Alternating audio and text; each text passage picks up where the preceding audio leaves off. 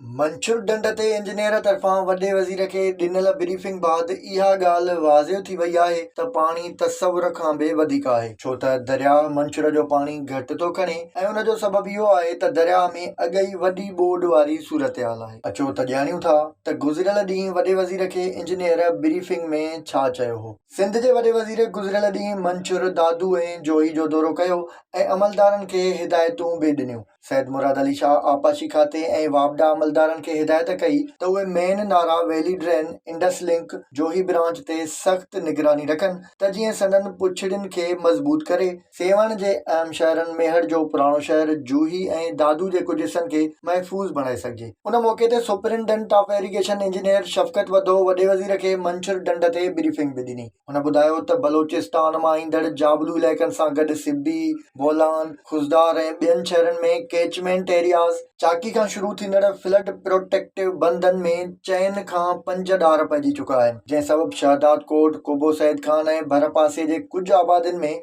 पाणी दाख़िल थियणु शुरू थी वियो आहे। शफ़क़त वधो जो चवणु हो त मेन घार ड्रेन अंदिरां वही रहियो आहे, जंहिं सबबु गाजी खोड़ खे बि ख़तरो आहे। वॾे वज़ीर खे ॿुधायो वियो त सुप्रियो बंद में RD 52 ऐं RD 12 ते गुज़िरियल राति जेके घारा पिया आहिनि उहे मेहड़ ऐं खैरपुर नाथन शाह शहरनि में आहिनि। हुन चयो त जूही शाख पंहिंजी गुंजाइश खां वधी रही आहे, तंहिं करे अहम शहरनि खे बचाइण लाइ रिलीफ कट ॾिनो वियो आहे। वॾे वज़ीर चयो त FPDM जे टुटण जो मतिलबु इन जो पाणी हमल ढंढ मां शुरू थी MNV ड्रेन में वञी रहियो आहे। हुन वधीक चयो त इहो पाणी खैरपुर नाथन शाह, मेहड़ ऐं जूही जे ओलहंदे इलाइक़नि खे ॿोड़े छॾींदो। तंहिं करे वॾे वज़ीर आपाची खाते जे अमलदारनि खे हिदायत कई त हू जूही ऐं मेहड़ बाईपास ते बंदनि जी तामीर कनि त जीअं उन्हनि शहरनि खे ॿोॾि खां बचाए सघिजे। आपाशी जो माहिर ऐं वॾो वज़ीर बहस दौरान उन नतीजे ते पहुता त पाणी जी सतह जेका अॻ में ई 120.75 RL जी ख़तरनाक सतह ते आहे, आख़िरकार